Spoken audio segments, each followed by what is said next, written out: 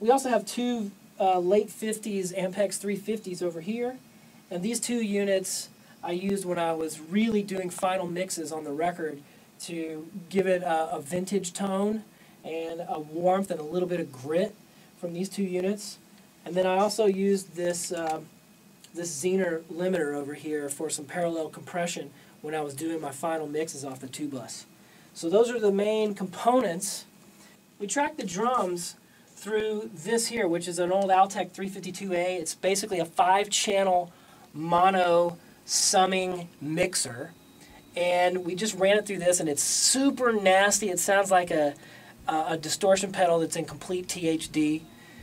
That's what we ran it through. And then our room mic for the drums was through this, which is an old Altec 1591A. Both of these are solid state. There's no tubes in them. But I wanted that really gritty, grimy type of squashiness that you can get from that. So after we started mixing, then we basically went into our digital board. And in my studio, I run this DM4800 made by Tascam. It's a 64-channel digital mixer, of which I never use that many. At least I haven't yet.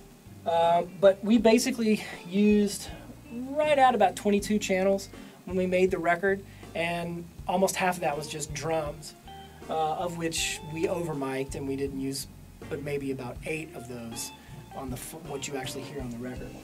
So there that is, and then the DAW software that we use, that I use, is Sonar X1. And I've used Sonar for more than 10 years now. I'm a PC guy. I know that's not real popular, but that's what I like to use. I feel equally at home on Pro Tools and DP and Logic and all the other major platform softwares. But when it's just for me and I'm working in my own studio, I actually love Sonar X1.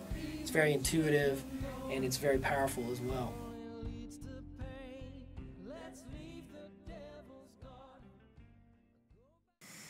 Favorite rhythm section part? I don't mind if you. The one that comes to mind immediately is. Don't steal mine. Okay, mine's in Transistor Love. Mine's not. Okay. Cool. Okay, all right, good. So, in Transistor Love, there's this moment during the solo. It's kind of the second half of the solo where I restate the original motive at the beginning of the solo up an octave, and then I kind of go into more or less some jazz language. I mean, I'm playing over 2/5s and things like that.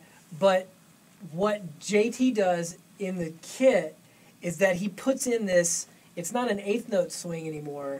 It's like a 32nd note swing. So it's like da, di, ga-da, di, da-da, di, da-da.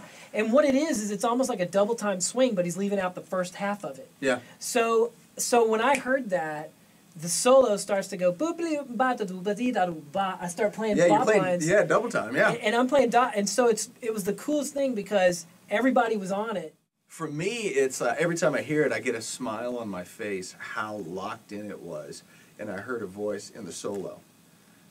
You know, because you have that. Because we break it down, everything comes down, and you're playing the slide. Yeah. You know, and you have this really melodic, almost like horn line. It almost feels like a soul singer just really joyfully singing out in exuberance this line. So you do that, and John and Mo hit this thing together where the bottom drops out, and they both hit this offbeat. And I mean, it's so on time and locks in so much. I mean, it makes me smile every time I even think about it. Man, there's so many things. I'm really proud of what you did and what John did and what Ben did on this record. I mean, it's just a really, really fun record and so much great musicianship and no apologies. You know, we didn't tone anything down in hopes that, you know, we might get radio play or something. We just, you know, that's not why we get up in the morning. No. Well, and for I think us knowing you and knowing what you had done in the past and how good your stuff was, and for fans of Brian's music, this just takes it to another level. Whereas all these ideas that have always been in your head and you've never had the opportunity to do it with like-minded musicians, I think it could all come out and, you know, kind of Pandora's box safely was opened. So I can't wait to hear the next record, which you know, I mean, it's a process. It's a conversation, and I can't wait to have the next conversation. Yeah.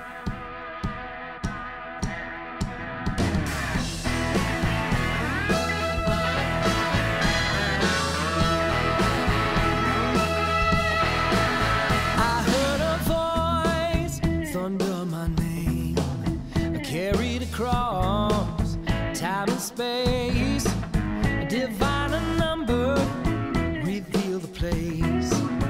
Told me to go and witness the power that love creates. I do as I'm told, I show up there. I saw you standing, you were unaware, but you burned right through me. A blue lightning strike. Now I'm bouncing off.